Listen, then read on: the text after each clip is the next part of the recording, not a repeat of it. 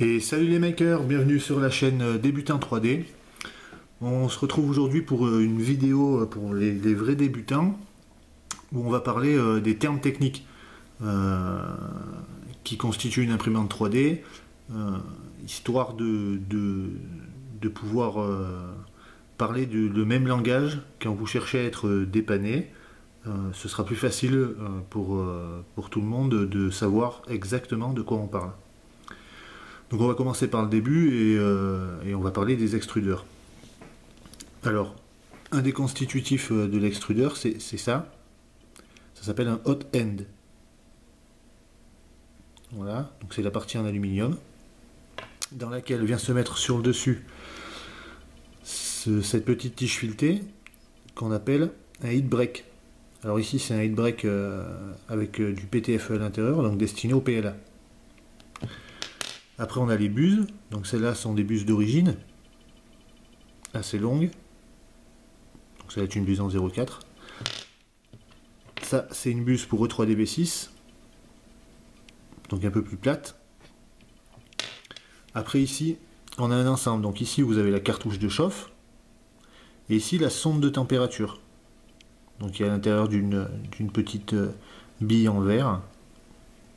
Alors le plus souvent, ce qu'il faut faire attention avec ça quand vous le remplacez, c'est que généralement, vous avez une petite vis qui vient se mettre. Alors sur celle-là, par exemple, il n'y a pas de vis puisque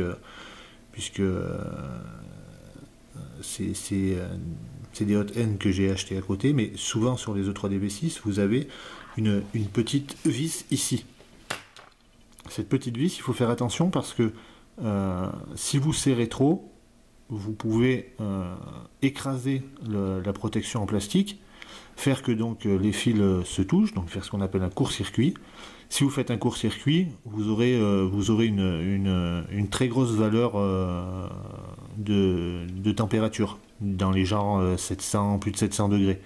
Donc là, clairement, ce que vous pouvez faire, c'est dévisser un peu cette vis-là, parce que ça arrive quand on achète des ensembles que ici ce soit trop serré d'origine. Donc si vous avez des erreurs de ce type, eh bien, vous pouvez défaire ici. Donc là c'est un heat break que j'ai démonté, un hot end que j'ai démonté, qui est à la base sur un E3DB6. Donc vous voyez la petite buse. Alors clairement à la base c'est donc comme ça. Donc pour répondre à plusieurs questions, alors déjà ce qu'on fait c'est que pour monter tout ça correctement, on va d'abord mettre la buse dans le hot end. Donc vous l'approchez.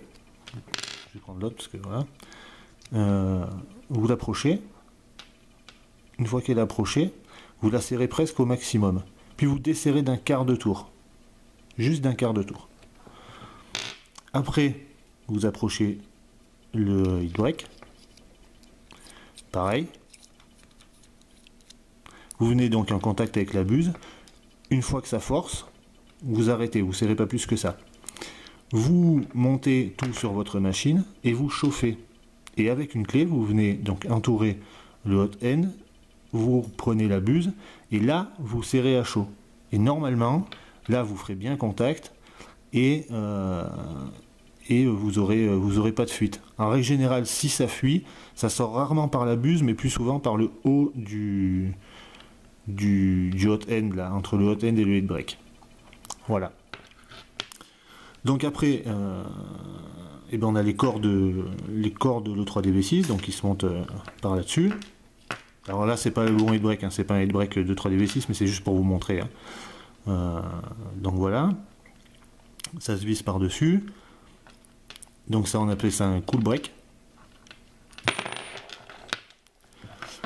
Pour les E3DB6, donc qui vient par-dessus ça, vous avez des tubes en PTFE, dans ce genre-là, avec des raccords qu'on appelle raccords pneumatiques, et qui viennent se visser au-dessus. Pour les défaire, les raccords pneumatiques, vous appuyez sur ce petit bout là, cette petite partie noire là, alors qui peut être noir ou bleu, hein, ça dépend du diamètre utilisé, et vous tirez votre tuyau. Voilà. Il faut bien penser que côté côté corps, tout soit bien découpé droit et que le tuyau donc soit découpé droit, pas fondu et surtout bien bien ouvert comme ça, pas aplati, parce que juste après que vous l'ayez coupé, le plus souvent, il sera aplati. Donc faites attention à ça parce que ça va vite tendance à avoir bloqué pour pas grand chose. On a un exemple ici d'un cyclope. Donc c'est pour la double extrusion, mais c'est pour vous montrer. Ici, ils ont mis du PTFE liquide pour être sûr que ça fuit pas. Donc moi, je suis pas très fan de cette solution, mais bon, c'était pour vous montrer qu'il existait différentes solutions. Voilà. Et donc, quand vous pouvez le voir à l'intérieur, là, je sais pas si on va bien voir, mais voilà, en clair. C'est là que doit arriver le tube en PTFE après être passé dans le corps du V6. Donc en gros, il faut que lui il arrive bien au fond. Et c'est bien. Ici vous le voyez pas, hein, à la base il y a le PTFE, il y a le corps le 3D V6 dessus. Donc il faut vraiment que ce soit bien au fond. Si c'est pas bien au fond, bah, vous aurez une fuite là juste en dessous. Ou le PLHO peut remonter. Là normalement ça vous fout la merde. Donc voilà. Qu'est-ce que je voulais vous parler d'autre? Alors, un autre truc c'est les axes. Donc je vous montre un cube, c'est pas le meilleur cube de ma vie, mais bon, j'ai pris pour l'exemple. Il faut bien penser que, donc si on prend l'imprimante, le plateau de l'imprimante comme ça, face à nous, c'est important de placer le cube dans le bon sens. Alors si vous prenez sur les fichiers du groupe, par exemple ceux qui sont destinés à la net A8, vous en préoccupez pas, tout est déjà bien placé. Mais c'est important qu'il soit bien placé, parce que si vous le placez, par exemple comme ça, l'axe X et l'axe Y vont être inversés et on ne va pas parler de la même chose. Donc c'est important que le X soit bien face à vous, donc sur le devant de l'imprimante, le Y sur le côté et le Z au-dessus. Et quand vous mesurez au pied à coulisse, on mesure pour le X de ici à ici, pour le Y de ici à ici et pour le Z de ici à ici. Il faut toujours que votre pied à coulisse touche la lettre que vous voulez mesurer. Donc idéalement, il ferait 20 par 20 par 20 par 20. Voilà. Donc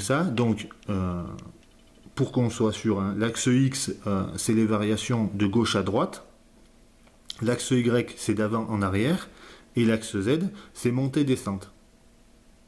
Voilà. Je vais vous montrer aussi donc, différentes choses.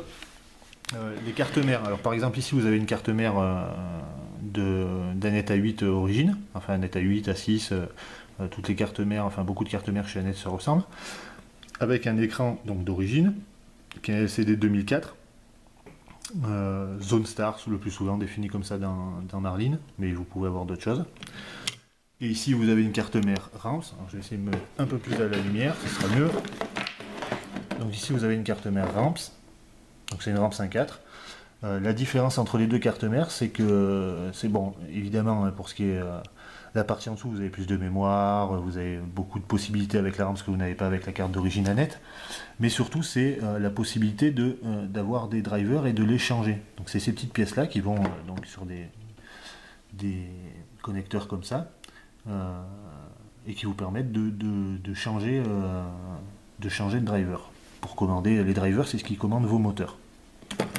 Et ici, donc, vous avez un écran plus gros que l'origine. Je vous remonte à côté de l'autre. Vous avez un écran plus gros que l'origine, qui celui-là s'appelle un écran 12-864. C'est très souvent défini comme ce qu'on appelle les full graphiques. Donc celui-là, c'est un RepRap full graphique qui va avec la Ramps. Mais vous avez des versions Anet, par exemple la Anet A6 a un écran full graphique, mais version Anet. C'est à peu près la même chose, sauf que les câblages vont différencier. Donc vous pouvez être embêté si vous prenez un RepRap pour le monter sur une carte Anet ou inversement. Ça se fait, mais c'est beaucoup plus compliqué. Voilà, donc c'est une courte vidéo, mais c'est histoire de remettre bien les choses à plat sur les constitutifs et ce qui se fait, parce que souvent quand on essaye de dépanner ou d'aider des gens, on tombe sur des trous de connaissances dans les constitutifs, et quand on parle d'une pièce, on a du mal à l'identifier. Donc là, j'espère que ça vous aidera à identifier la pièce en question. Alors, je ne vous ai pas montré les moteurs d'extrudeur, les différences entre Direct Drive et Bowden et tout, mais bon, Direct Drive, ben, vous n'avez pas de PTFE, donc ce tube-là, là, vous n'avez pas le PTFE, vous êtes le moteur entraîne directement le filament sur le chariot, donc à côté de la tête, tu le fais rentrer directement dans le heat break. Avec, avec le Bowden, donc c'est le filament passe d'abord à travers un tube en PTFE pour aller après dans votre extrudeur. Voilà, j'espère que ça répondra à quelques questions et puis voilà, j'espère que ça vous aura aidé. A bientôt sur la chaîne et n'hésitez pas à vous abonner et à liker.